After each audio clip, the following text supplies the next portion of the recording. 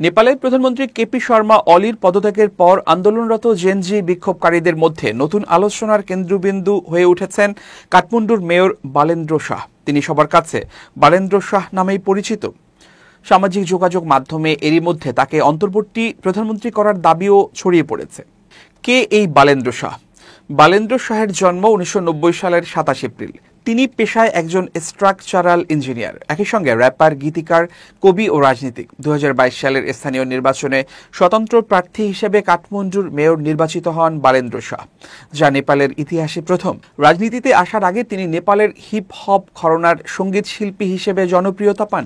2013 সালে ইউটিউব সিরিজের র বার্জ এ অংশ নিয়ে আলোচনায় আসেন। প্রকৌশলে পড়াশোনা শেষে স্থানীয় সরকারে যোগ দেন এবং দুর্নীতি ও অব্যবস্থাপনার বিরুদ্ধে কঠোর অবস্থান নেন।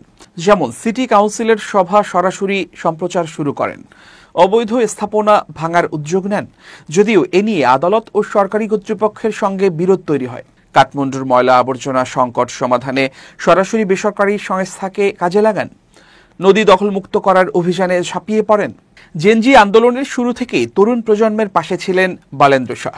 প্রধানমন্ত্রী অলির পদত্যাগের পর তিনি সামাজিক যোগাযোগ মাধ্যমে এক বার্তায় বিক্ষোভকারীদের সংযত থাকার আহ্বান জানিয়েছেন। মেয়র বলেন, প্রিয় জেনজি, সরকারের পদত্যাগের দাবি পূরণ হয়েছে, এখন সংযত হওয়ার সময়। দেশের সম্পদ নষ্ট হওয়া মানে আমাদেরই ক্ষতি।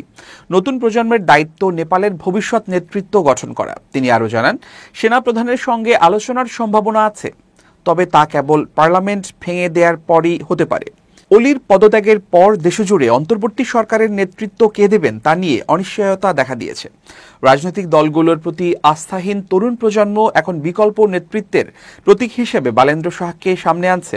তার জনপ্রিয়তা, সাহসী পদক্ষেপ এবং রাজনৈতিক দলগুলোর বাইরে থেকে উঠে আসা পরিচয় তাকে এই মুহূর্তে সবচেয়ে আলোচিত নাম বানিয়েছে।